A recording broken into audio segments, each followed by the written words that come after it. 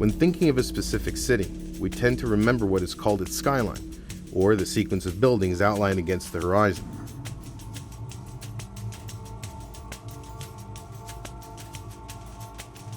In the case of truly big cities, that can be difficult to accomplish, since they're just too big.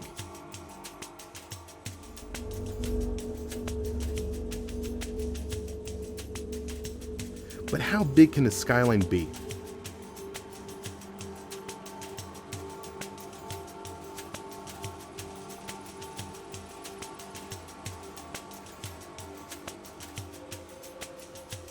São Paulo's skyline seems to go on forever, and even with that, it keeps growing. Vem morena me namorar, com seu swing me conquistar. Vem morena, vem dançar, com seu cabelo me encantar. Vem morena me namorar, com seu swing me conquistar. Vem morena, vem dançar, com seu cabelo me encantar.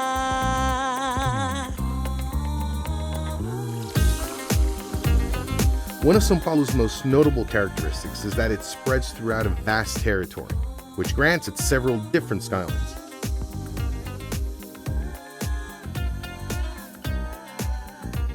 The city's global notoriety has always been overshadowed by its local neighbor, Rio de Janeiro, Brazil's crown jewel and one of the modern wonders of the world for its beaches and rare natural beauty. On the sidelines, a rivalry between São Paulo and Rio has instinctively forced the less famous city to work hard through the years and earn recognition by creating its own value. The result has been a gigantic supercity, which has gradually been discovered by cool hunters as a trend-setting hotspot with abundant culture and entertainment, unlike any place on earth.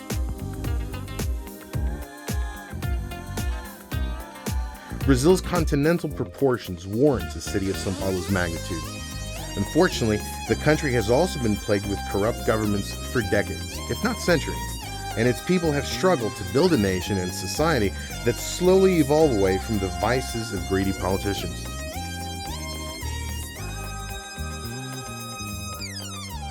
Brazil is sometimes compared to a certain country known as Belindia, a fictitious nation created by Brazilian economist Edmar Basha, which describes the conjunction of Belgium and India. The idea is that Brazil has regions where standards of living are equivalent to those of Belgium, and other regions where the standards are equivalent to the poverty-stricken portions of India. See, in my 3 visits in this country, I have noticed that this country is facing a problem of political instability, the bureaucracy that it has, the kind of corruption from the grassroots level that has been noticed here. And I have considerable understanding towards this because we face the same limitations in our country, that is India.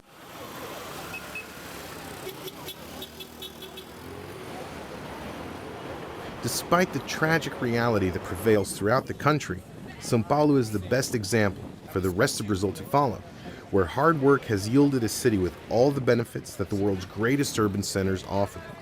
São Paulo sempre foi e é o centro cultural do país, né? E, sem menosprezar o Rio de Janeiro, que tem designers criadores como Sérgio Rodrigues, e a Bahia, que tem designers e artistas maravilhosos, e diversos outros estados.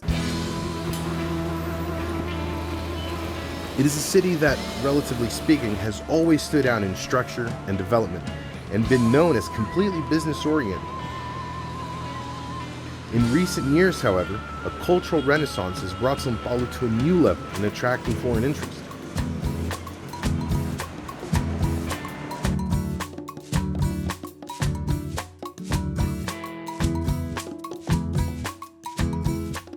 Along with the general chaos that can be just around the corner, as with any major city in the world. Any major city has a bit of chaos. London, New York, I mean, there are chaotic cities. Any big city has a bit of chaos, but I think São Paulo is a little bit more, because I think it wasn't as planned as other major cities are.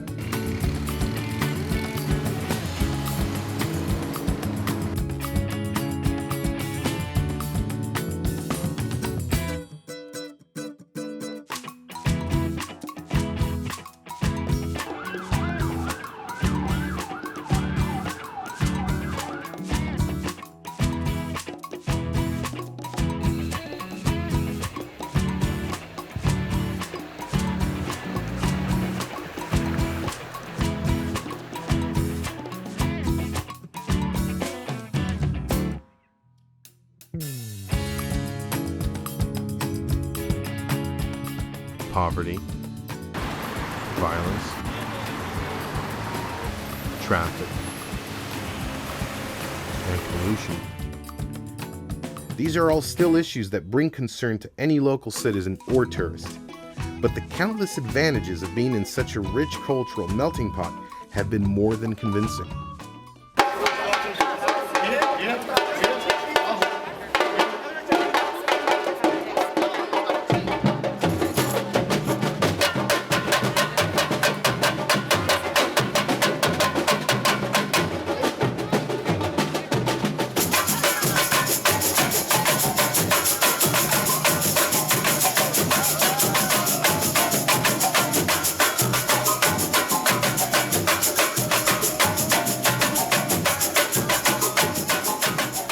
Eu nasci em São Paulo, nessa cidade tentacular, que não era assim tão tentacular em 1938.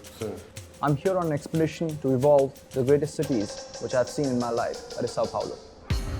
Let's begin with a look at the different city-sized neighborhoods of this megalopolis.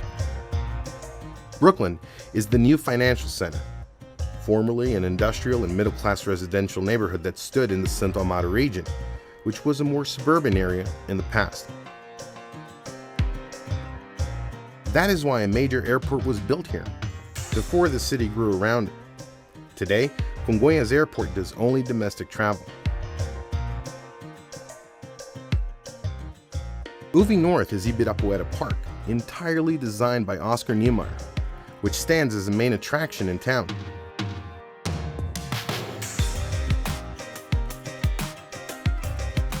Further north is Paulista Avenue, the city's most important center of finance and culture.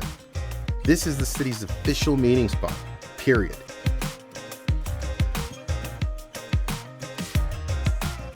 Close to Paulista is Pacaembu Stadium and the region of Pinheiros, with another vibrant cultural scene.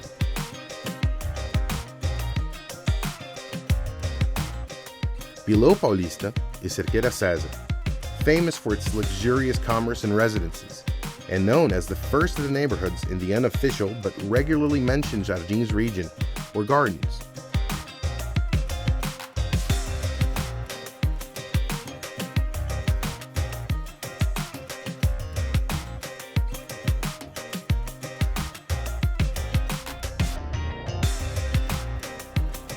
Although the Paulista region is São Paulo's most iconic, it's further north, in the original historic downtown region where the city began.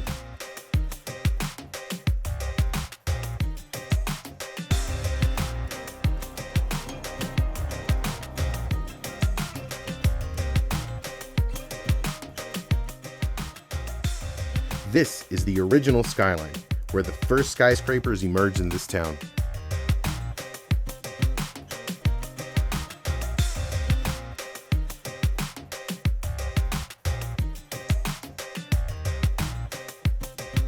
Não se fala em São Paulo. Né? Quando se fala em Brasil, se fala em Rio de Janeiro, em samba, em futebol, em mulheres, né? Mulheres bonitas e aí tudo mais tal, mas em relação à cultura. The city's diversity is remarkable.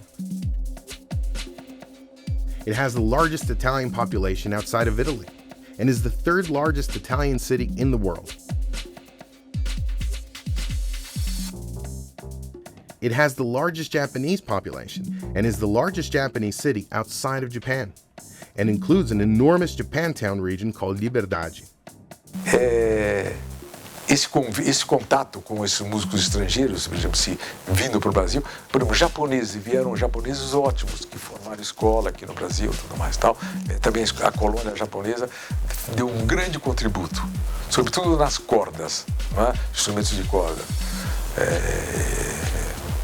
Então, o contributo é muito grande, diga-se mesmo.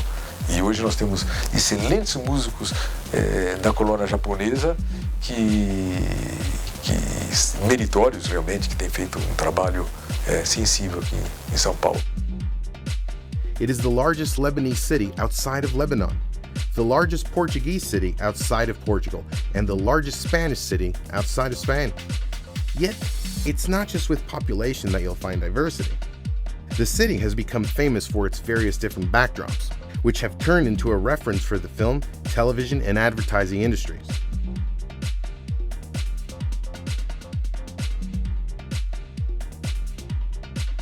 You can find antique European buildings, modern skyscrapers,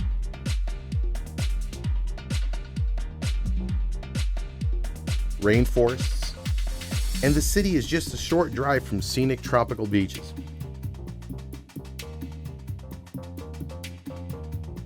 São Paulo sits at 760 meters above sea level, and a new tunnel that cuts through the mountains makes the coast a mere half-hour away. Rain is perhaps the city's greatest environmental concern, both in excess and in absence. One of the city's nicknames has always been the City of Drizzle, but in 2014, a water shortage crept up after a few dry years, and São Paulo's reservoirs were compromised. The several rivers that cut through São Paulo are heavily polluted, and useless in the supply of water to industry and residences. This recent water shortage crisis has fortunately diminished with the return of heavy rains, so our beloved politicians appear to have looked out. On the other hand, the rainy season in the summer can also cause critical flooding, and despite the several rain collection reservoirs built in the past decades, it remains a concern. If there's any hope for Brazil, it begins in São Paulo. It is where the country's independence from Portugal was proclaimed, where a military dictatorship was brought down in the 80s, and the lead setting for recent protests against the current government's corruption scandals. A population of over 12 million spans the municipality, and over 20 million the metro area. São Paulo State is the third most populated political unit in all of South America, behind only Colombia and Brazil itself. Argentina, Chile, and every other country in the continent is less populated than the state of São Paulo. It represents 40% of the country's entire GDP and is known as Brazil's locomotive.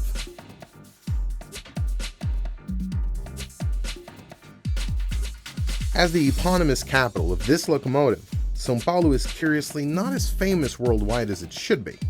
There's an aspect of timidity in promoting the city globally, perhaps due to its proximity to Rio de Janeiro. The coastal city's natural beauty overshadows the raw urban giant that is São Paulo. But that has worked in its favor. Due to this lack of obvious natural beauty, Sampa, as it's nicknamed by locals, has developed qualities that only now have been recognized and discovered by visitors, both national and international. Preponderava Rio de Janeiro. Rio de Janeiro era o centro maior cultural brasileiro, sem dúvida. Que depois, hoje não. Hoje São Paulo prepondera nitidamente. A diferença é realmente muito grande. In regards to this rivalry between São Paulo and Rio, it's important to emphasize that Rio was always the place with greatest vocation in arts and culture. Some of the greatest musicians, writers, artists, and entertainers were either from Rio or launched their careers in Rio, especially in the golden age of Brazilian music, in the 60s. In the 21st century, and perhaps in a smaller scale since the 80s, São Paulo has established itself as the go-to location for arts and culture, and there seems to be no turning back on that matter.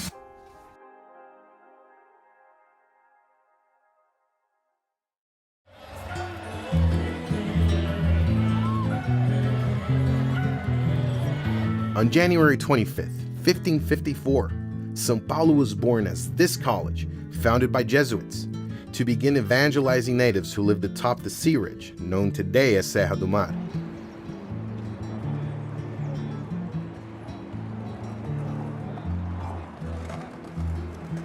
For 2 centuries, São Paulo was a poor village with little or no growth, until gold was discovered during the 1700s in the state of Minas Gerais, further inland.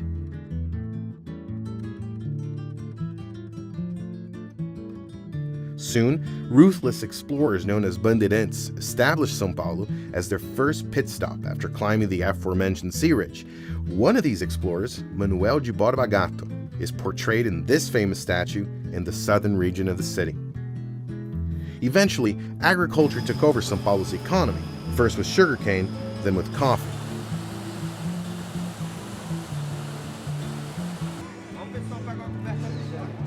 In 1867, a major train station called Luz was built, designed by architect Charles Henry Driver. The São Paulo Railway was the only railway that connected the coast to Brazil's inner states, and that is where the city turned from village to, well, the monster-sized city it is today.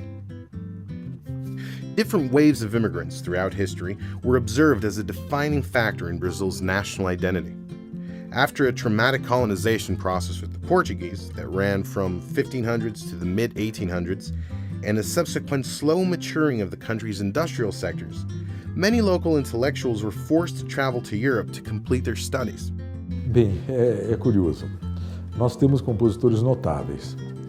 Eu diria que foi a partir da segunda metade, final da segunda metade do século XIX, que os compositores brasileiros que tiveram a possibilidade de estudar na Europa, esses compositores não só absorveram toda a cultura e processos composicionais e conviveram com grandes músicos, então a partir desse instante nós começamos a ter os grandes compositores, poderia dizer.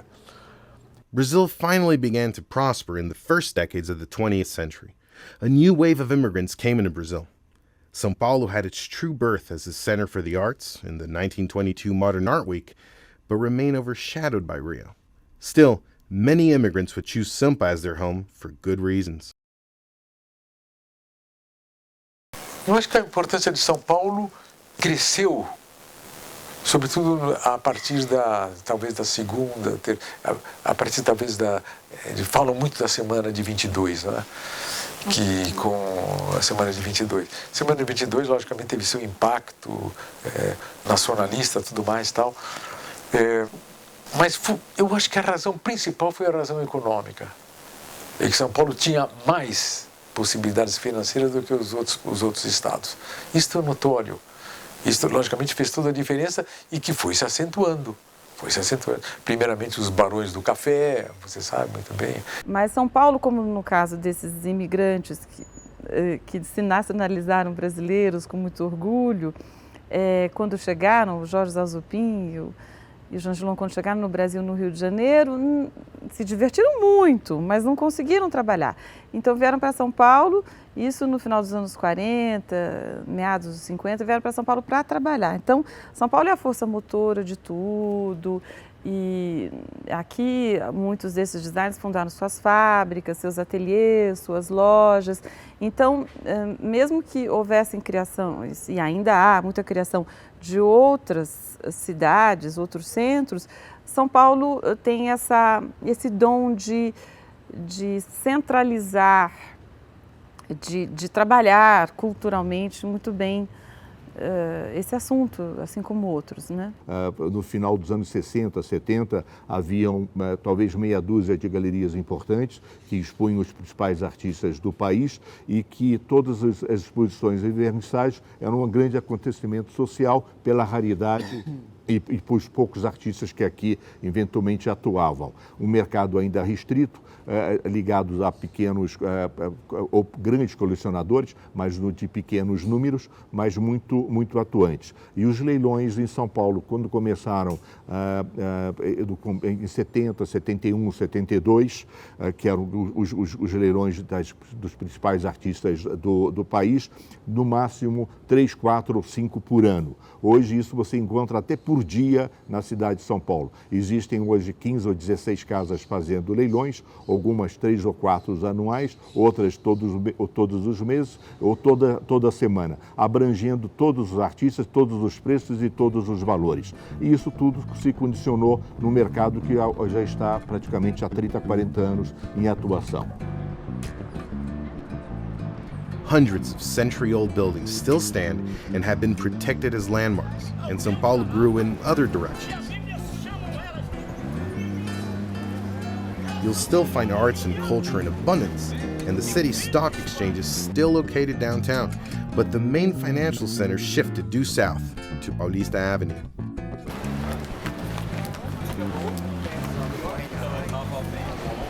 It was once an avenue filled only with lavish mansions built in the early 1900s, but new architectural movements that privileged a more practical use of space were coming into play.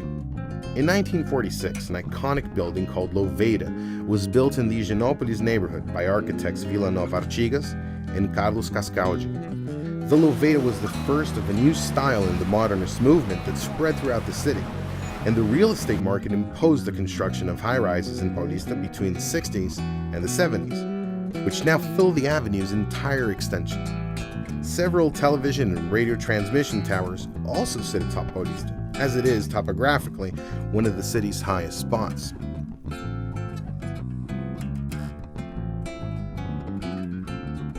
Paulista has become the city's main postcard, where locals meet in various celebrations such as soccer championships, New Year's, the Gay Parade, as well as more and more common political protests, although it is still the official meeting spot for most major local events.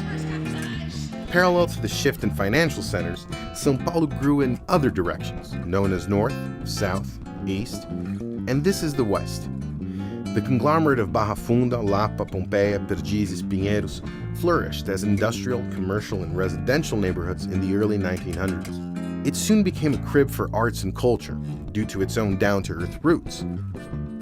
In the north, on the border with a large rainforest reservation, lots of nature, and upper and lower class regions.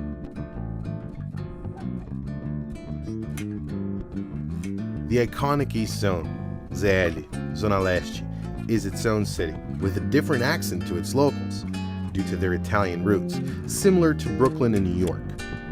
The southern region is the largest section of the city, divided into upper class in the central zone, and further off, lower class neighborhoods, and rural locations, including native Brazilian tribes. The rich neighborhood surrounding what is popularly known as the Jardins, or Gardens, became the city's Beverly Hills. This is Oscar Freire, São Paulo's equivalent of LA's Rodeo Drive, a place where the rich, the famous, and the glamorous come to shop. A street where people from all over the world come to find some of the most expensive and high-end stores.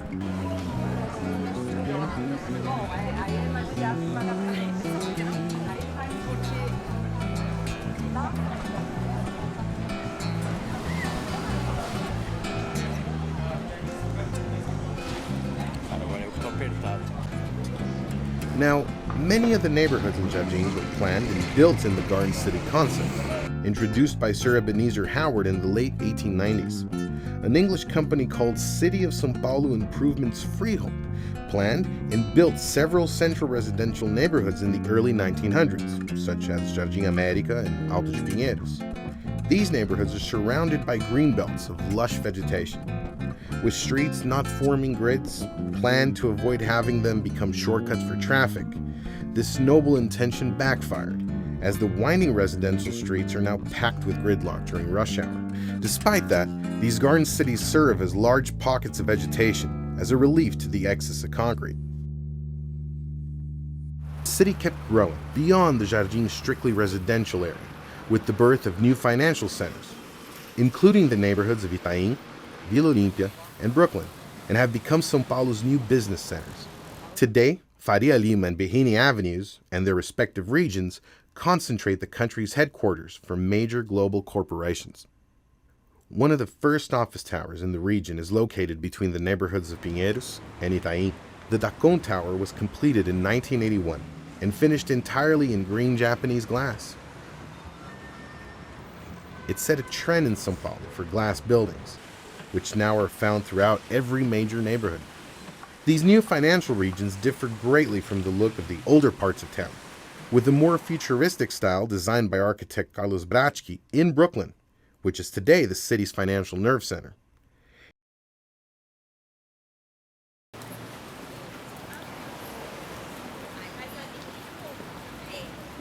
Eu vivo o desafio de viver nessa cidade, sabe? De ser confrontado, de, sabe, incentivado, de você olhar e falar, meu, se eu entrar nessa rua aqui, eu vou sair naquela? Não, se vira. Tipo, a doideira, não é uma cidade quarteirão. Entra aqui, você quer se dar bem, você vai entrar aqui, você acha que você vai sair lá na frente? Você não vai. Você sabe andar por aí? Então não entra. Fica aqui na via. Vai com calma, respeita o trânsito. Ah, não, vou entrar aqui à direita, vou sair lá na frente, de malandrão. Não vai, não. Vai pra Vila Prudente. Sacou? Você muda seu caminho inteiro. É isso. O que não é quarteirão não tem como ser tranquilo. Não é fácil, né? Para a música em São Paulo, eu diria que teve a migração alemã, que por acaso se instalou aqui na Zona Sul, região do Brooklyn, Santa Amaro. E esses alemães, eles ajudavam a promover a música, né? Houve também uma migração de judeus que vieram, fugindo da guerra, né? E que se estabeleceram e que trouxeram o gosto pela música, isto de uma maneira muito acentuada, né? De outro lado, também não negligenciamos a importância fundamental da imigração italiana. E se você pensar, as nossas orquestras, curiosamente as orquestras, a orquestra municipal, etc., você via uma quantidade de italianos mesmo que tocavam, regentes italianos, né? Que eram regentes titulares da Orquestra Municipal de São Paulo. E músicos muito bons que formavam quartetos, pertenciam às orquestras, etc., e se tornaram professores de grande mérito. Se você pegar, por exemplo, até na composição, um compositor como Francisco Mignone, com toda a origem italiana, né? Que é notória, tudo mais tal, e tantos outros, aqui Eduardo de Guarnieri, que foi um excelente regente, e pai do Jean Francesco Guarnieri, ele era italiano e era regente titular da orquestra municipal. E músicos das estantes tinham muitos italianos, curiosamente, mais do que até alemães. With all this growth, several historic landmarks were lost. But a few exceptions gave birth to a curious trend in the city. Organizations for the preservation of landmarks have gained considerable leverage, and as these remaining historic buildings have been identified, many new constructions that would have replaced these relics altogether have been required to be built around them. One of the more recent examples is the Casa Bandeirante, a colonial construction from the 18th century located on an expensive lot in Itaim, sold to a real estate company for around $250 million. The company was required to build around that historic landmark, as well as preserve it. In Paulista Avenue itself, 6 of the luxurious mansions were also preserved, and today stand alongside the skyscrapers which substituted for most of those homes. They've become cultural centers, bank agencies, a public school, and are cherished by the population. Each is built in a different architectural style, the oldest dating back to 1905.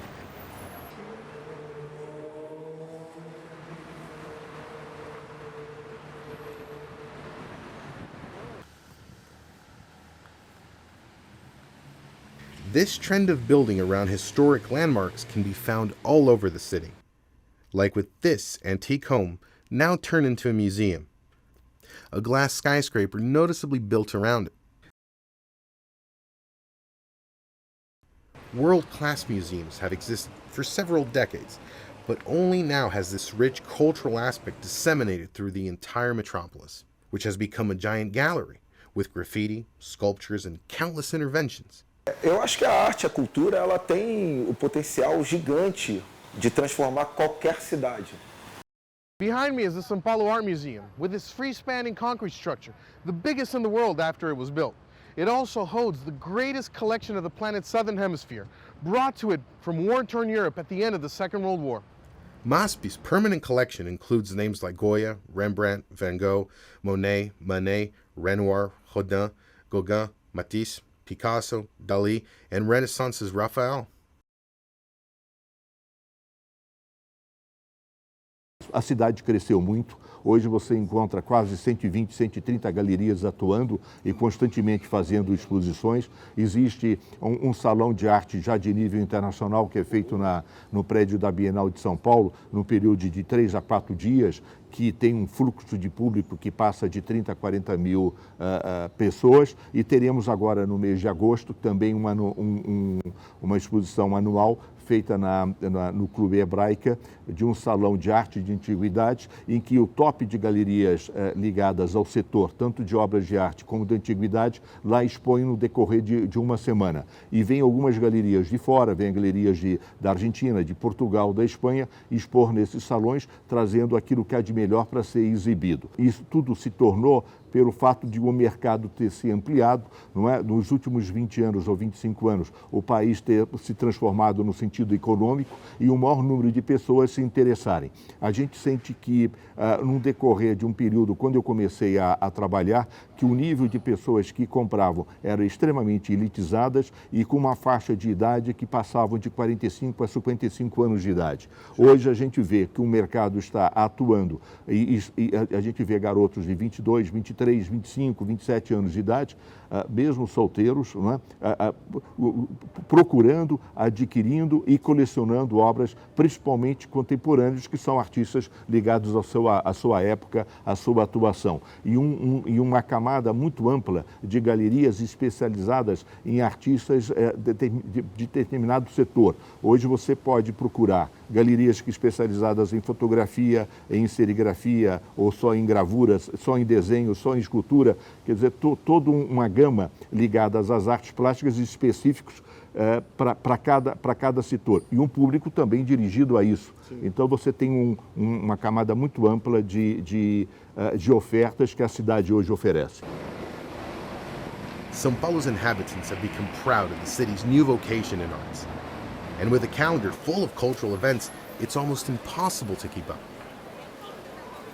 A principal cidade do país, talvez a principal cidade da América do Sul, com toda certeza, para as grandes exposições aqui realizadas e as grandes instituições no sentido de trazer exposições de fora e serem atuantes. O que, a princípio, a gente usava como referência de exposições de arte plástica era a Bienal que vieram dos anos 50. Hoje você encontra, eu posso citar o nome de instituições como a Tomiotaki, o Museu Afro-Brasileiro, que é um museu muito importante que está dentro do Parque do Ibirapuera, o MASP, aqui em São Paulo, que é que tem um acervo que foi feito pelo Chateaubriand no decorrer dos anos 40, 50 e pelo professor Bardi, o Museu de Arte Moderna de São Paulo, que está no Ibirapuera também, o Museu de Arte Contemporânea, que está na cidade universitária, que sempre tem exposições não só de pintores e de artistas brasileiros, mas principalmente de exposições que vêm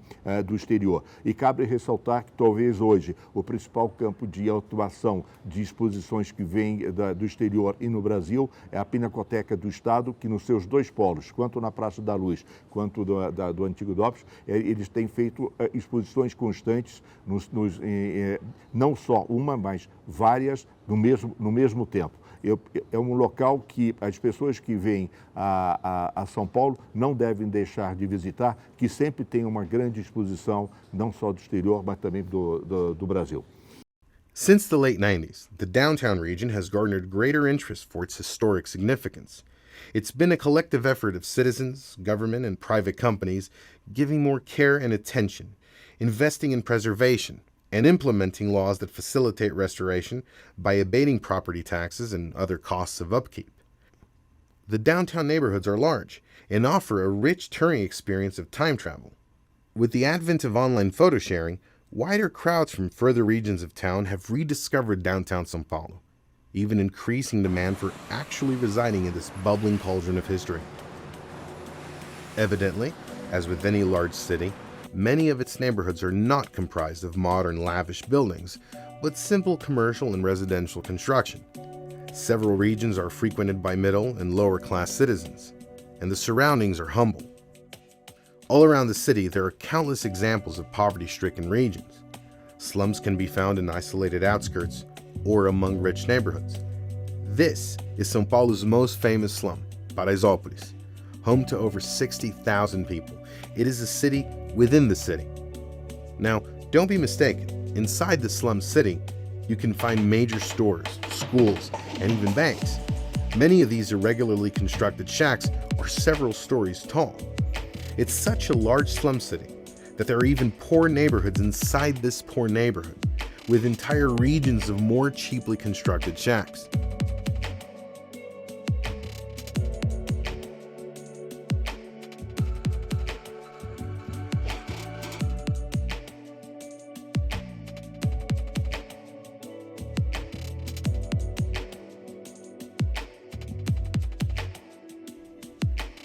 In a striking example of extreme contrasts, the Paraisópolis slum is surrounded by luxurious buildings of the Morumbi neighborhood. These buildings have become a famous representation of the poor and rich living side by side in this surprising city. It's a portrait of São Paulo and Brazil. Fortunately, new investments in public space have desegregated this financially diverse population and brought them together in renewed parks, several of which can now be found in São Paulo. Oh, these are some beautiful trees, some beautiful nature, some beautiful people. This is Trianon Park, one of São Paulo's more than 40. We also have Ibirapuera and the People's Park. Ibirapuera is São Paulo's main park, and where thousands of locals and tourists stop by to enjoy leisure and cultural activities. In a 2015 article by The Guardian, Ibirapuera was listed as one of the world's 10 best parks. Landscaped by Burle Marx, and with buildings by Oscar Niemeyer, it is definitely a striking oasis in the midst of São Paulo's concrete jungle. Park attendance itself has increased in recent years due to growing interest of locals in enjoying public spaces. Several new parks have been inaugurated, some of which were established by popular acclaim such as the People's Park, which was a vacant lot turned into park by public demand.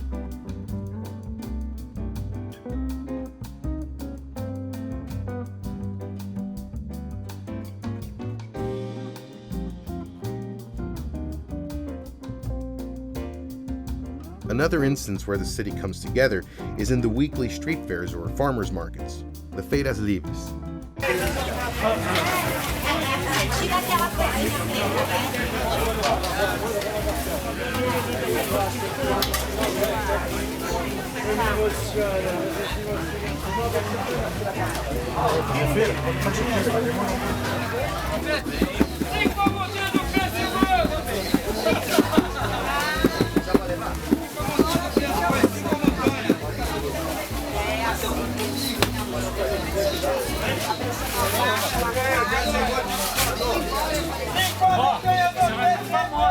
Aparecer, ó.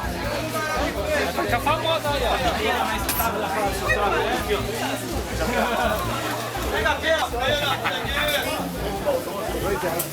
Pra você ter uma ideia,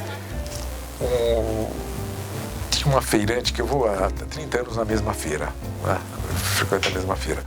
Livre, eu adoro feira livre, porque eu acompanhava minha mãe quando eu tinha 10 anos puxando o carrinho, assim, eu sou apaixonado pelo nome de todo mundo lá.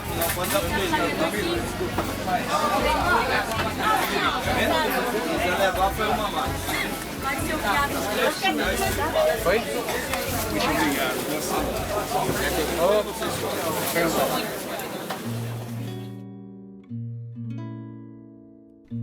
São Paulo is the safest large city in Brazil, and that is why these street gatherings have become such a revered trend. But we're still in a third world country, and it's in the streets that we see the city's saddest side as well, the homeless population. In a country with a seriously corrupt government, excessively bureaucratic institutions, and terrible public health care and education, widespread poverty is inevitable. In reality, you can divide São Paulo into two separate cities. One is comprised of lavish, well-structured neighborhoods with luxurious skylines located in the central regions, and the other, lower-class neighborhoods, mostly in the surrounding regions of town, and with limited infrastructure. Aesthetically, the contrast of both sides is obvious. The pompous city is constantly polishing and renewing itself, maintaining an exuberant and clean look. On the other hand, the humble side has no intention of ever being visually stunning.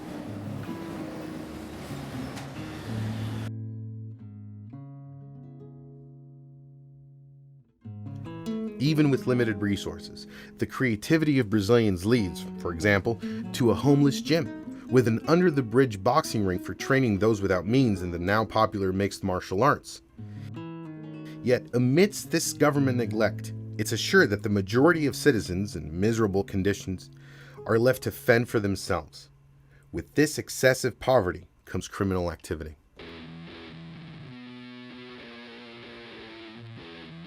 Se você pensar, cada de nós vive num gueto, né? Quando vem às vezes músicos, amigos meus de fora, né? e que ficam aqui em casa, a primeira coisa que eles se espantam é de ver as grades nas minhas janelas. Eles não entendem de ter tanta grade e tudo mais tal. Eu falei, precisa ter tudo mais tal. E assusta. Você teria coragem de andar no centro da cidade à noite? O Teatro Municipal, se você tiver que ir ao Teatro Municipal ou na Sala São Paulo, você tem que ir de Uber ou você tem que ir com táxi especial, etc. Porque, caso contrário, você corre o risco de ser assaltado. Eu me lembro que no Teatro Municipal eu parava na estação, na Roosevelt, que tem um estacionamento lá, e ia a pé ao Teatro Municipal, tranquilamente com a minha mulher, assistimos concertos e depois voltávamos. Isto hoje é rigorosamente impossível. Eu não tenho coragem de fazer isso aí. Crime in São Paulo was at its worst in the late 90s and has since declined, but remains a grave concern. There are many armed robberies every day, and although there's an unwritten agreement between criminals and victims, where as long as the victim doesn't react and just delivers their wallet and cell phone, he or she won't be shot. But em princípio, né? Porque às vezes acontece. Eu vi hoje no rádio um cidadão que entregou o cartão e recebeu um tiro no pescoço, assim mesmo, né? Entregou a carteira, estava numa moto, você viu, né? Era o presidente do Bragantino. Deu hoje no rádio. Ontem na Avenida Sumaré. Ele estava no ponto, pararam, roubaram, e ele entregou, disse assim que ele não reagiu e tomou um tiro no pescoço, mas parece que está fora de perigo. Então não vale a pena. Criminals in Brazil also come up with creative forms of robbery, such as lightning kidnappings, a sort of express kidnapping where they hold the victim at gunpoint and take them for a joyride through several ATMs around town.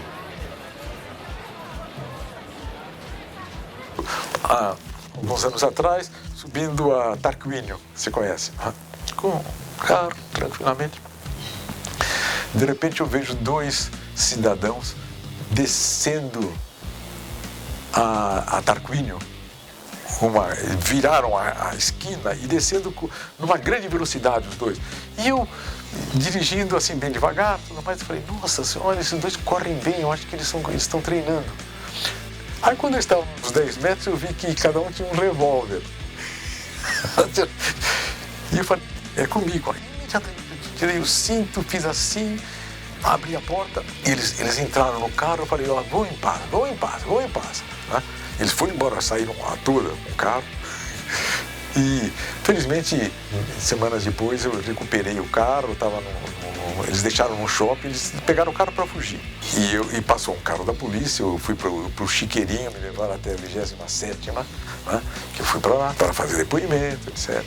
Eu tremi. Na hora eu estava calmo, depois comecei a tremer as pernas, tudo mais. Tá? Quando eu chego lá, o delegado me pergunta, ele falou, sabe de uma coisa? O senhor teve sorte, o senhor tem sorte de estar vivo. Esses dois, eles antes atiraram no peito de um cidadão de quase 80 anos, que depois eu soube que morreu.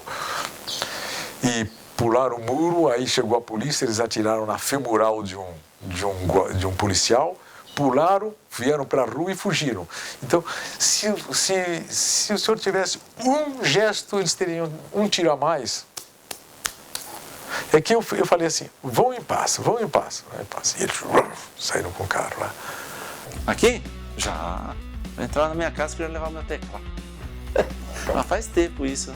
Anunciei naquele jornal, como é o nome? E o jornal que era para venda, né? Nem me lembro do jornal, né? Os caras foram lá porque tinha uma quadrilha que roubava teclado, né? Aí eles tentaram roubar, mas não conseguiam. Aí eu deixei o... Tudo, esse teclado foi engraçado, era um DX7, né? Aí eu deixei no clã, invadiram o clã onde eu trabalhava, né? E também não roubaram o teclado, roubaram outras coisas. Aí eu vendi para um amigo meu, aí finalmente roubaram do carro. Era um DX7S. Aí levaram do carro, roubaram, falei, pô, tava destinado mesmo, né?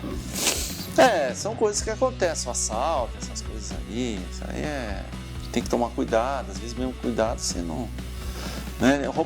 Tô roubando música, isso aí realmente não acho uma coisa certa não, porque o cara para comprar instrumento aqui sofre, né?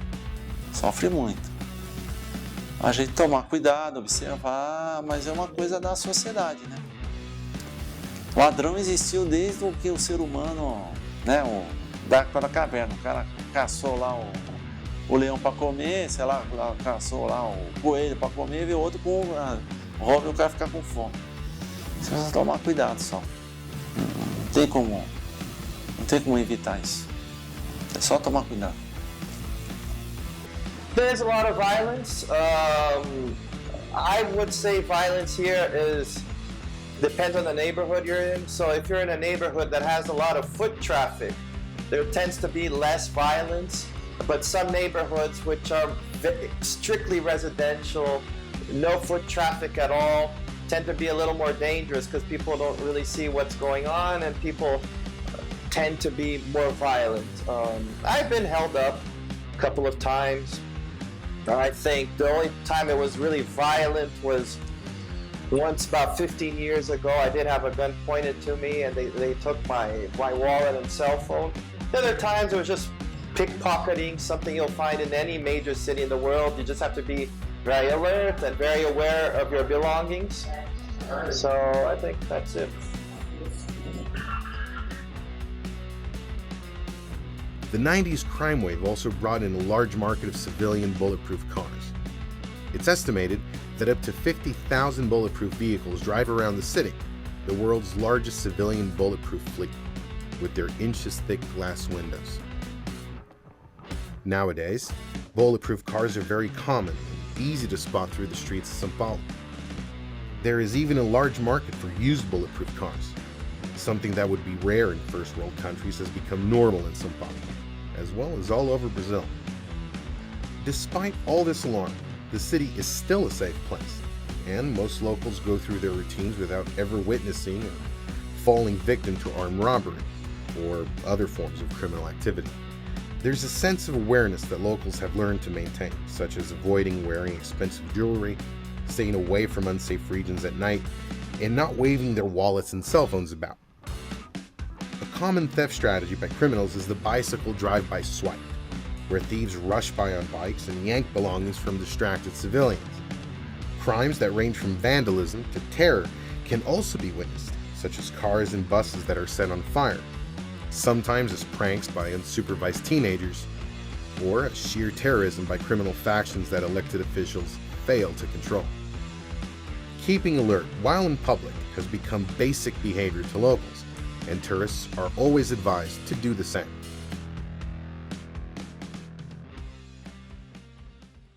Of all Brazilian capitals, São Paulo is ranked as the safest. It's on the streets that São Paulo hosts most of its artistic and cultural events. This cultural uprising has given the city new energy. Carnival, traditionally São Paulo was not a carnival city. Actually, people left São Paulo during Carnival and went to other cities or either the beach or Rio, so there wasn't that much of carnival culture here. And then later they had the samba school, so you had the traditional parade. You have the same thing in São Paulo, and it's gotten better every year. But one aspect of Carnival, which you had a lot in Rio and in Minas Gerais, are the free Carnival blocos, which happen on the street. They happen on the street, you have a band who play instruments, and they're free of charge. Salvador in Bahia has this street carnival, but you have to pay a very expensive fee and it's all roped in, so you go into the bloco, it's all roped in, and you pay a hefty fee actually to be part of that. But places like Rio and in the interior of the state called Minas Gerais have these street affairs in which you didn't pay much, you didn't pay anything, and you just participated in the bloco. And that has come to São Paulo full throttle last 5 years. Actually, several blocos which existed in Rio have opened their franchises in São Paulo, so this has grown a lot. So more and more people are choosing to stay in São Paulo instead of traveling during Carnival, because there's a lot going on during Carnival. And different than Salvador, for example, here Carnival is free of charge. You don't have to spend money to have fun. You just go out on the street and you'll have a block playing music with people, drinking, and you don't have to, well, you have to pay for your drink, but you have to pay to be a part of it. Difference in Salvador, you have to pay a very hefty fee to be part of the blocos there.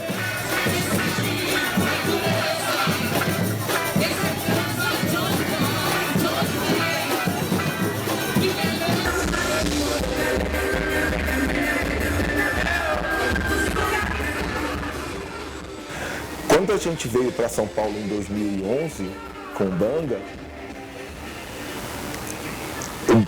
São Paulo já tinha seus blocos também, eu não sei o nome de todos, mas conheço, eu sei que o Pasmado era um bloco antigo, o Gary Gary é um bloco super antigo de São Paulo, né, que é uma história incrível, sabe?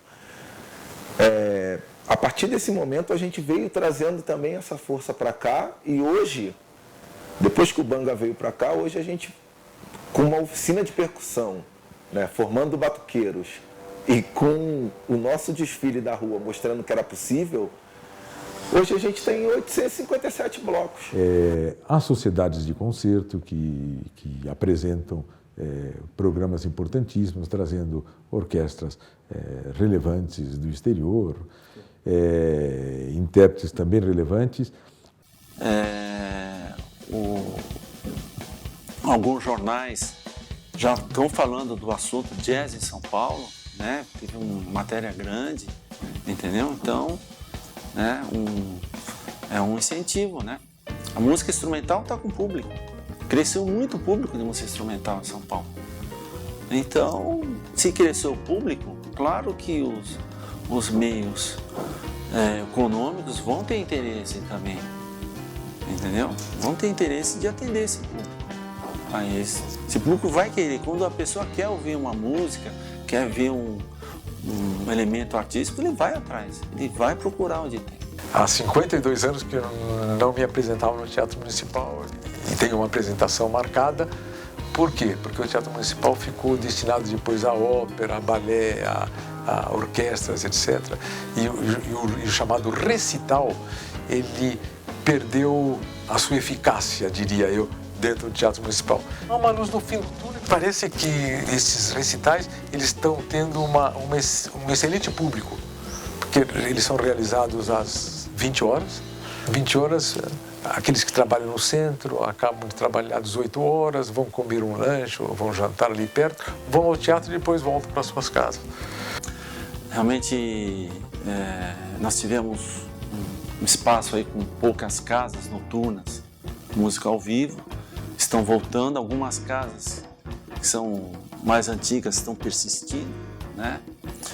E eu acho que a cidade vai voltar a ser um centro cultural em relação à música, vai ser muito forte, né? Tem uma geração nova que está estudando e essa geração nova quer tocar, quer participar dessa atividade cultural e fazendo pressão para que a cidade tenha, né, essa vivência, né, essa música, essa atmosfera aí, né? E o jazz não é só instrumental, é o jazz vocal também, né? Eu encaro até que nem seria jazz, música ao vivo, entendeu? Mas com uma qualidade legal, com um nível cultural bom, entendeu? Que todo mundo vai gostar, todo mundo, independente do seu nível de conhecimento ou não. Né? São Paulo era assim na década de 50 e 60, né?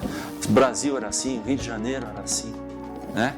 E muitos até artistas de outros países vinham para o Brasil interessados no que a gente está fazendo aqui, fazendo essa mistura, né? E tá voltando, eu estou vendo, atualmente eu vejo até alguns músicos estrangeiros vindo aqui em São Paulo, né? Onde eu moro, né? Não sei em outros lugares, mas aqui pesquisando, então tá tendo essa volta. Né? A questão da cidade também, ela oferece atrações culturais de graça, isso não tem no Rio, tudo no Rio é muito mais caro. Para você ter um pouco de cultura no Rio é mais caro. Ipanema tem teatros maravilhosos, ótimo. Só que para você ir no teatro em Ipanema é R$60, sabe? Nem todo mundo tem R$60 para pagar uma peça de teatro. Aqui em São Paulo você consegue peças incríveis, de grupos incríveis, de graça, às vezes super barato. Não só peças, enfim, qualquer atração cultural em São Paulo é muito barato. Questão de museu também, aqui a questão cultural aqui em São Paulo é muito maior. Eu acho que isso que faz a população crescer. Tanto que você vê, infelizmente eu sou carioca, mas tem que admitir, a gente vê uma diferença muito grande de cultura mesmo, de educação. E eu acho que parte disso vem dessa facilidade que as pessoas têm aqui em acessar centros culturais e ter acesso a tudo de graça.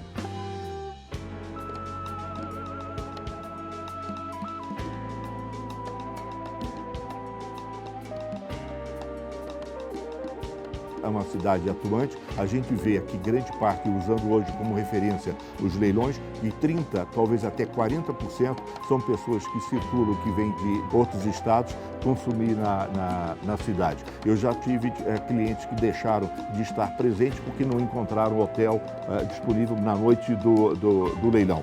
E que hoje também, pela internet, pelo telefone, as pessoas não deixam de participar do leilão. É uma cidade atuante, as exposições são constantes e todo esse campo criando toda uma perspectiva, não só de artistas locais, mas também de todo o Brasil. O que difere do Rio de Janeiro, que até no final dos anos 70, pelo fato de ser capital, estava lá tudo concentrado. Depois dessa descentralização, a capital mudando para Brasília, etc., todas essas atuações, não só no Brasil, mas é em São Paulo que todas essas coisas se concentram. Hoje o artista, para se lançar no mundo ou no Brasil, ele primeiro tem que atuar em São Paulo. E hoje nós verificamos que o Rio tem problema seríssimo com suas orquestras, com suas programações, etc. E está numa situação realmente muito difícil, que todos nós esperamos que, para o bem do Brasil e para o bem do Rio de Janeiro, sobretudo, que tudo isso passe, né? From the early 20th century, Brazil was already earning global attention for its rich musical scene.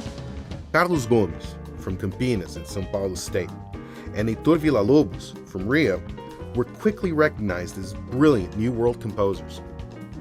By the mid-20th century, Brazil's main cultural exports were pretty much music, and obviously soccer. They continue to be two of the country's most important cultural symbols. As you can see, both art and sport played in just about every nook and cranny imaginable. Still, new local talents and other art forms have begun to flourish as well. Bom, a posição do país mudou muito, sabe? Então ele passou a ser representativo, não só de uma maneira que talvez há 30, 40 se olhava como só músicos ou jogadores de futebol. Hoje os artistas contemporâneos brasileiros ocupam em leilões e galerias no exterior e mesmo em grandes museus. Vou citar apenas um, a Tate Gallery, o MoMA de Nova York, que eles vêm hoje buscar e buscar artistas através de curadores próprios. Eles não procuram só os críticos e diretores de museus no Brasil para informarem quem são os artistas importantes que eles possam levar no exterior. Eles trazem diretores de curadores do exterior para fazerem aqui a pesquisa e levarem para fora. Quer dizer, esses artistas hoje têm uma consolidação de mercado, não só nacional como internacional. Houve uma descoberta, principalmente de artistas dos anos 50, 60, que têm abertura nos principais museus ou instituições, tanto nos Estados Unidos como na Europa. E hoje esses artistas brasileiros que estão atuando e contemporâneos brigam no sentido de importância de preço com qualquer artista do exterior. Houve uma descoberta em relação não só a esses autores, mas em relação ao Brasil em si, como celeiro de grandes artistas plásticos. Eu tenho a impressão que mudou o cenário, porque com a aparição da Sala São Paulo, houve um estímulo maior. A cidade sempre vai ser carro-chefe. A cidade é a alicerce em relação a todas as coisas que acontecem no Brasil e não podia deixar de ser nas artes plásticas de uma maneira em geral. É referência, não é? É exemplo e a princípio, mesmo as demais capitais do Brasil, quando eventualmente lançam ou procuram algum artista, primeiro veem se saiu da cidade de São Paulo para poderem eventualmente serem lançados fora.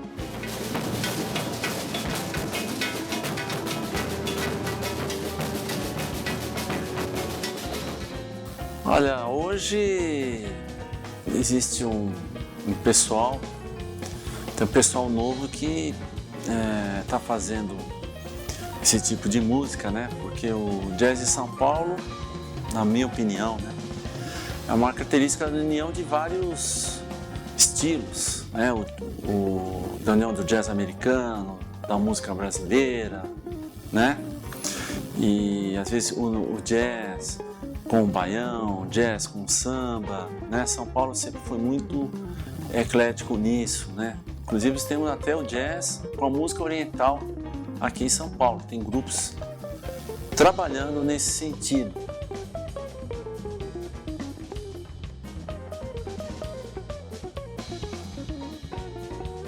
Olha, nós temos o Jazz B, nós temos o Jazz dos Fundos, Off Jazz, né? O Caucasa, nós temos o Restaurante Mancini com a pizzaria ali, né? Que faz uma música vocal e instrumental também. Tem agora um bar chamado Bar Raiz, que é mesmo um sótão assim, também está começando a investir em música instrumental, né? E outros bares que estão surgindo aí. Então, assim, são poucos que eu falei, deve ter outros aí que eu não lembro, né?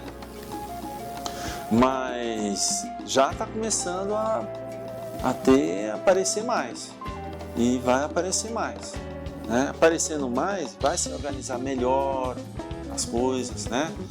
Tem pessoas que tocam na rua jazz, entendeu? Tem muita gente fazendo isso, né? Um pequeno espaço, como diz até um pessoal, tendo uma tomada, um espaço a gente vai tocar, né? E isso vai, sei lá, vai ajudar as pessoas a ter contato maior, né? E a música é uma coisa que é essencial para o ser humano. É um elemento artístico, né? Que a pessoa tendo contato, se muda realmente a sua vida.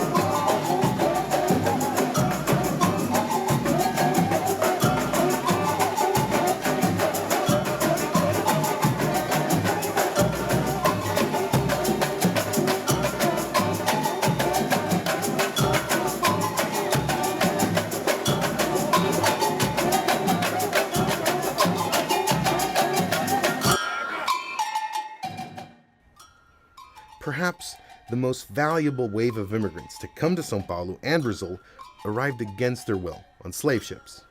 The African influence on all of Brazil's culture and art is prominent, with absolutely beautiful results.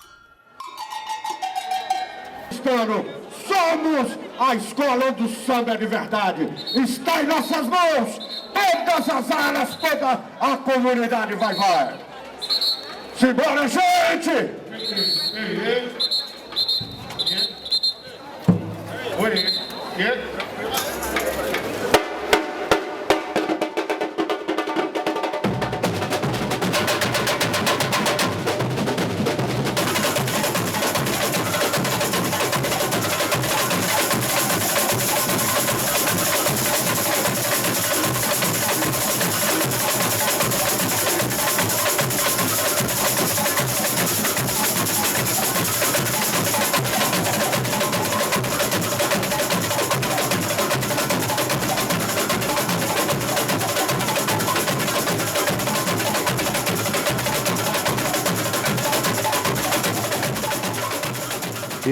Eu acredito que, de uma maneira em geral, amor e ódio, não é?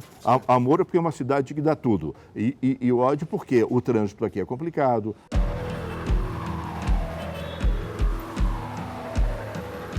Many cities in the world are known for hectic traffic, and São Paulo definitely stands out in that respect.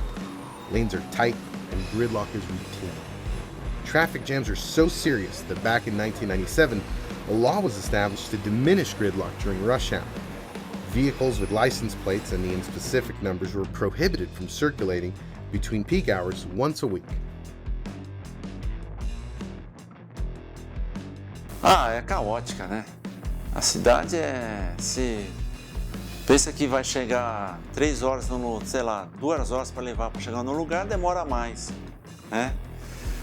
A lot of things depend on cars, and that leads to a lot of traffic. Some things have been done. They have the bus lanes, which are exclusive for buses, so you can get one place to another faster. You have the subway, but it's not enough of it. So things are, I think slowly things are getting better, but it's not up to standard for a city this big. One of the more representative aspects of the relatively controlled chaos in São Paulo's traffic is the abundant lane splitting by motorcycles. It is commonplace to witness motorcycles weaving dangerously in between lanes of endless traffic jams. Motorcycles began growing in numbers in the mid-90s as the demand grew for courier services that could get across town faster than cars. Until the early 2000s, most of the motorcycles seen whizzing through traffic were these couriers known as motoboys. Soon, other civilians of varied professions noticed that motorcycles could be useful for everyone, not just courier services. Today, you see business executives, people from all walks of life, opting for the sufficient but highly dangerous mode of transportation.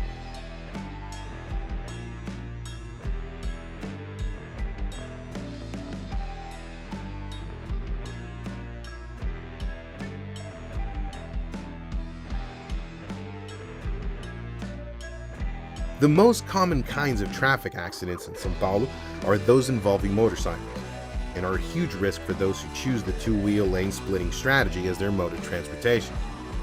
With the almost unfair advantage of cars over motorcycles, a sort of brotherhood has emerged, where drivers of two-wheeled vehicles gang up to defend each other from the battle with cars for space on pavement.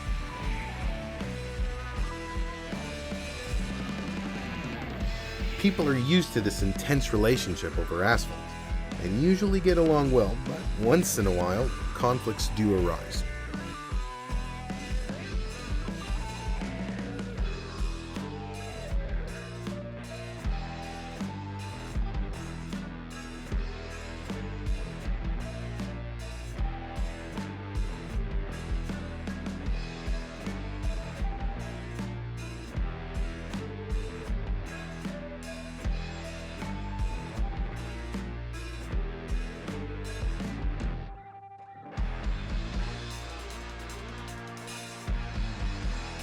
São Paulo's traffic can also serve as a portrait of the Brazilian attitude of taking shortcuts to get around laws.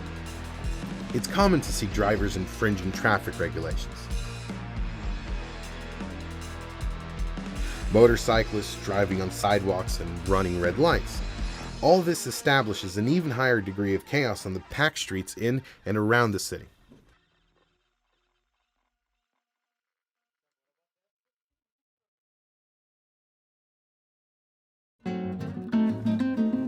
On the other hand, the city has established itself as a crib for national revolution.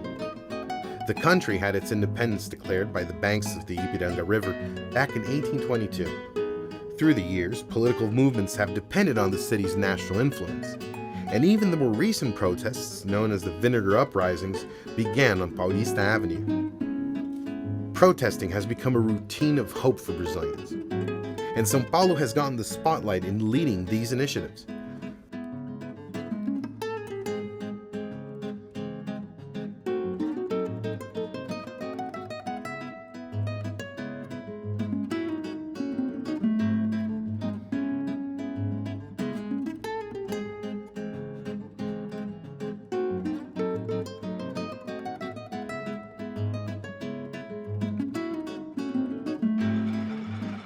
A new style of protesting has emerged, inspired by Argentina's political demonstrations of banging on pots and pans, known as panelazos. São Paulo's political awareness is so dedicated that the Association of Commerce created a taxonomy, like the national debt clock in New York, that keeps count of the amount of taxes paid by Brazilians each year.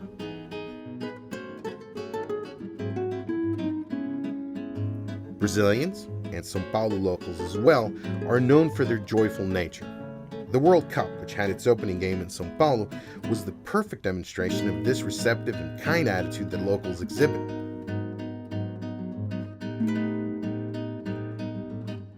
Se ele for estrangeiro, quando ele volta ao exterior, ele fala, eu toquei no Brasil, foi uma maravilha, eu conheço colegas lá nos países europeus que falam, adorei o Brasil, fui muito bem recebido, e realmente são bem recebidos. Tourists from all over the globe were virtually unanimous on reverencing Brazilians' kind and welcoming posture. Even in conditions of poverty, Brazilians are capable of demonstrating an upbeat energy and positive outlook. Tens of thousands of unemployed citizens revert to informal commerce, forming legions of vendors and thousands of street corners and traffic stops. They are true heroes in a nation that fails in providing formal job opportunities. One marketing strategy is the side mirror advertising, where vendors place a note on the side mirror of cars. They walk through the lanes, placing and collecting these notes, eventually making some cash in exchange for candy or other treats. One can find vendors selling everything from cell phone chargers to road maps, toys, and souvenirs. Relative to the rest of Brazil, the state and city of São Paulo have remained at least one step ahead in growth and prosperity. Numerous less developed regions like the northeast of the country have a large amount of seats in Congress, but tend to fall to corruption, resulting in wider poverty in their politicians' home states. Eu acho que o que nós estamos vivendo hoje, que nós estamos vivendo sobre a égide da corrupção, infelizmente. E uma vez, conversando com uma saudosa amiga, feirante, ela vendia tomate, ela morreu, infelizmente, e aí eu perguntei, eu via sempre um cidadão, eu comprava tomate dessa senhora, e eu vi um cidadão estranho, lá já, cabelo branco, no mortal. E um dia eu perguntei, esse senhor sempre entra atrás da barraca? Então ela me falou um dia, ela falou assim, ele é da fiscalização. E aí? E o que tem? Ele falou assim, não, todo mês, toda semana, todas as bancas, ele recolhe alguma benesse, né? E eu falei, e se por acaso você não tiver de acordo? Se não tiver de acordo, ele vai encontrar algum defeito numa cesta, né? E aí vai me aplicar uma grande multa. E eu falei, e você acha certo? Eu falei assim, ela falou, não há outra solução. Para você ver, então, para você ver uma pequena coisa, tá? E daí agora, no momento do que está acontecendo hoje, da grande corrupção, o Brasil está enterrado nisto. teria que haver uma reformulação absolutamente geral, não sei, por isso que eu sou absolutamente a favor da Lava Jato, espero que ela continue, não sei se ela vão deixar que ela chegue até o fim, porque quase todo mundo está implicado, é uma vergonha, eu acho que é uma vergonha e isto embaraça o nosso desenvolvimento, embaraça tudo. Né? Brazil lacks political unity and wastes valuable assets in its kingdom. And understand that Brazil is very blessed with lots of natural resources.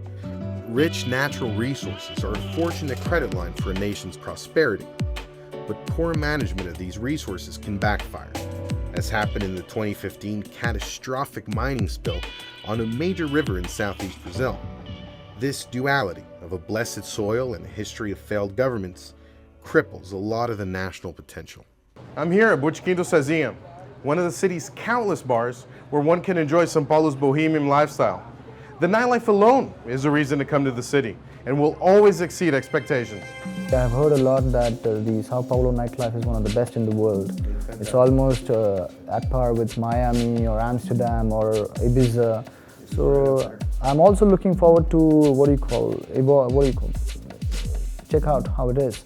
Among the several different neighborhoods where partying occurs in São Paulo, Vila Madalena has become the most famous. A Vila Madalena antes era super residencial e agora está com bastante comércio. Está bem conhecida. Its nightlife actually begins at noon every day, especially on weekends or during carnival holidays or other celebrations. During the World Cup, Vila Madalena spontaneously became the hottest region, where a full-blown carnival-style party occurred all throughout the game. Even though the official World Cup centers in other regions like downtown, tourists and locals chose to enjoy the games in Vila Madalena. The downside is that it has become difficult to manage all the garbage and party side effects left behind in the streets. But city management has amped up its crew to keep the neighborhood in perfect state. Well, I think back in the day when I did go out a lot when I was younger, you had the clubs, a lot of clubs, major clubs. Traditionally, you go to a club and drink, dance, and leave the club. The clubs would close very late, 4 or 5, even 6 a.m. There's no such thing as a curfew here. You don't have to, by law, close something. I wasn't really into that, but many people went to the after hours. So after the club closed, you have places that would open purposely at 6 a.m. and go on till 12 p.m. The whole after hours scene, so that's really strong. Lately, I think it's changed a bit. The whole club model is not that strong anymore. Now you have parties, which you have to buy tickets for ahead of time, and they're held in different venues. And generally venues that are not a club, so you have a museum that will have a certain party and you buy a ticket beforehand and you go to that party at a museum. So I think that changes a lot and it's not fixed in the clubs.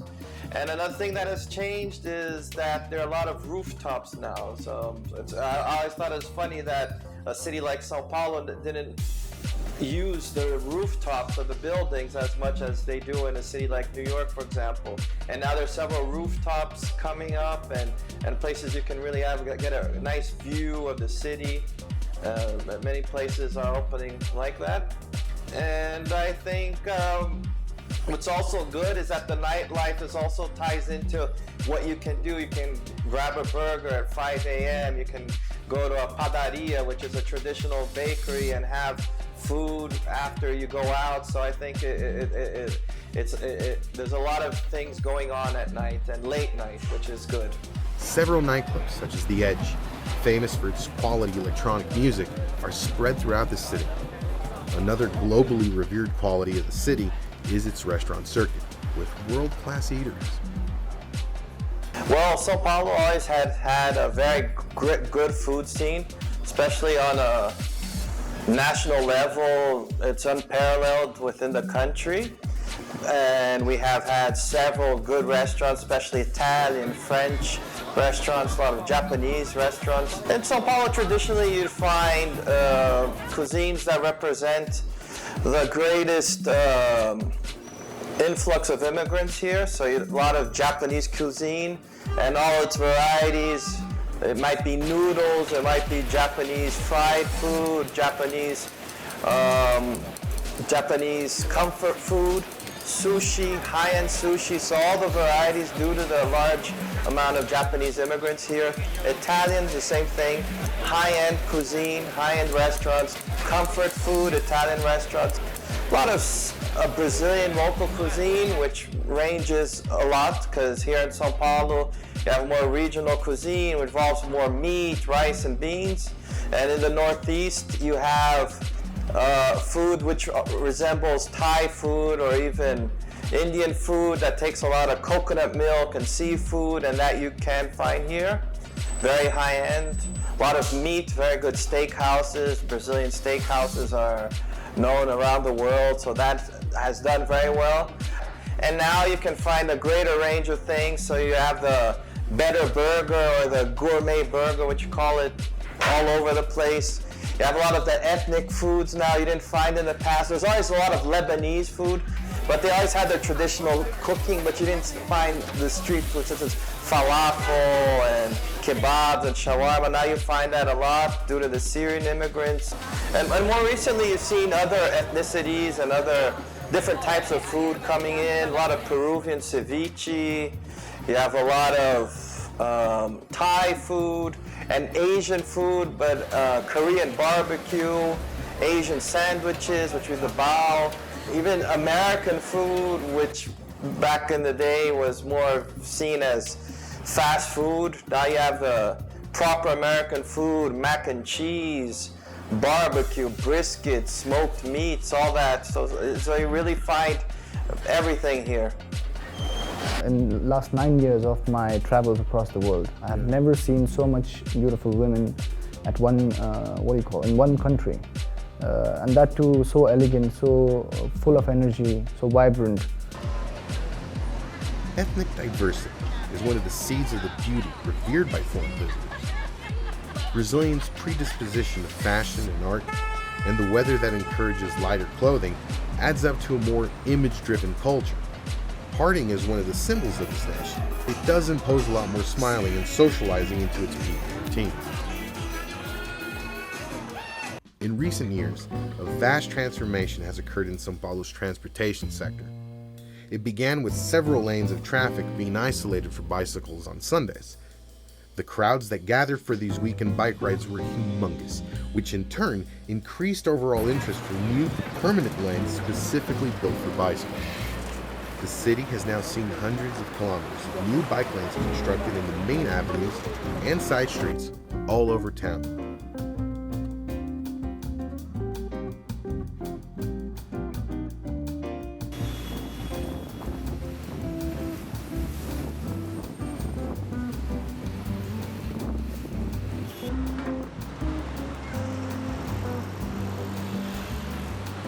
Truth be told, bicycles were already present in traffic, dangerously riding alongside motor vehicles.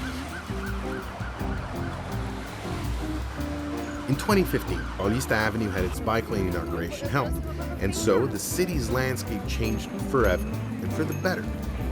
This virtuous cycle has brought in more and more citizens who adhere to bicycles as their main mode of transportation, not just for weekend leisure, but for everyday commuting needs. The city is also becoming more organized for pedestrians, with exclusive lanes as well. Several investments in public transportation have been made, such as exclusive bus lanes and new subway stations with modern trains. We do have a very good subway system, but it's not enough. I mean, people say it caters to 33% of what we really need in São Paulo. We actually need 3 times more subways, 3 times more trains. It's not adequate for the city. An issue with Brazil is how slowly many of these structural improvements are delivered. A new monorail is built, intended to be ready for the World Cup in 2014. As ridiculous as it may seem, only 2 stations were completed, just for show. The rest of the construction, extending miles and miles through various parts of town, continues at a glacial pace. what was supposed to be ready for the 2014 World Cup hasn't even been finished for the following World Cup in 2018 in Russia. The jury is out whether they'll complete it by 2022, 2 World Cups after the deadline. São Paulo has been implementing atypical measures in its urban scenery, such as a ban on outdoor advertising. It was intended not only to reduce visual pollution to a minimum, but also allow its multitude of buildings, especially those with architectural beauty, to be free of unsightly banners and signs. The ban is evident at the very moment you leave the city limits, and notice an overflow of advertising from the get-go. A study by a consulting firm hired by the Brazilian government has concluded that the country would greatly benefit from brain gain, a mode of immigration that corresponds to new professionals in specialized fields. The study indicated that Brazil lacks engineers, architects, and physicians, among other fields. A few influential personalities with retrograde nationalistic views tend to believe that Brazil would lose its cultural identity by adhering more and more to globalization. They point out that teenagers walking around with NBA jerseys, listening to hip-hop, and eating cheeseburgers are a symptom of an Americanization of Brazil. The US and Brazil are actually more alike than most people realize. They're both equivalent in size, ethnicity, and origin, having been colonized by European nations and eventually gaining their freedom. That said, Brazilian culture is strong enough to hold its own, regardless of foreign influence. O bar está bem conhecido no exterior. Hoje tem muito mais estrangeiro para cá. São Paulo is a powerful urban setting that has been growing more and more interesting in the eyes of the world. An increase in international visitors has been evident in the past 10 years, and their presence has only been beneficial. As locals have come to realize, the positive influence from abroad can be more valuable than what the government can do for its Brazilian electorate. Foreign visitors have been the ideal inspiration for São Paulo's growth. And, as always, because São Paulo is in the lead, Brazil will follow. Para onde eu quero ir, o que eu quero fazer, como eu quero chegar, tudo começou a ser friamente calculado e eu aprendi isso aqui em São Paulo. Você poderia ter aprendido isso no Rio? Poderia. Poderia ter aprendido isso na Bahia? Poderia. Mas foi aqui que eu aprendi. Então, eu tenho esse carinho enorme por São Paulo ter me ajudado nesse processo de transformação, saca? E São Paulo é uma cidade que acolhe muito bem também, saca? Você vem pra cá, você abre um leque de esperança também, de certa forma, sabe? Tenho um carinho enorme por aqui, meu. Posso até dizer que amo a cidade. Mas eu sinto que todos eles criam raízes, aqueles que eventualmente têm talento e aqui ficam, aqui depois se desenvolvem e acabam amando a cidade como todos nós. Vem morena, me namorar, com seu swing me conquistar. Vem morena, vem dançar, com seu cabelo me encantar. Vem morena, me namorar, com seu swing me conquistar. Vem morena, vem dançar, com seu cabelo me encantar. Vem cá, morena.